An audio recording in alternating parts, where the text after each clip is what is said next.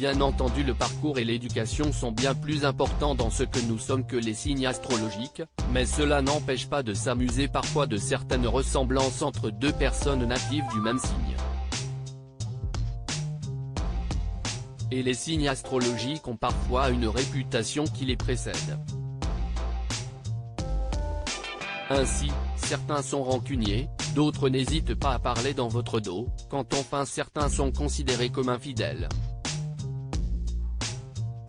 Rappelons néanmoins que même lorsque les signes astrologiques entrent en jeu, il faut aussi prendre en compte le reste du thème astral, car votre ascendant, votre lune et autres maisons sont aussi importants.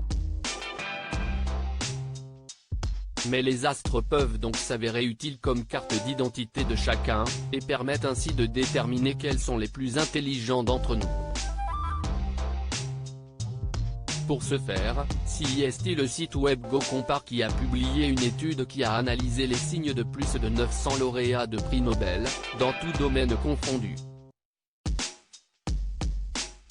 Et parmi ces personnes qui se sont vues décerner chaque année ce prix pour avoir apporté le plus grand bénéfice à l'humanité, on retrouverait un grand nombre de Gémeaux, 22 mai et le 21 juin. Au total, 97 natifs de ce signe ont reçu un prix Nobel entre 1901 et 2019, et on compte parmi les plus célèbres notamment Bob Dylan, prix Nobel de littérature en 2016, ou encore Betty Williams, lauréate du prix Nobel de la paix 1976. Ben Attal, Jamel Debbouze, le prince William et Angelina Jolie sont tous les 4 natifs de ce signe. Le bonnet d'Anne et Romeo. Puis, sur la deuxième marche du podium, nos amis du signe de la Balance, 23 septembre au 22 octobre, ne sont pas tant à la traîne. Parmi les natifs célèbres de ce signe, on retrouve Alessandra Sublet, M. Pokora, Kim Kardashian, Elsa Zilberstein, Yann Barthès, Monica Bellucci, Marion Cotillard ou encore Laure Manodou.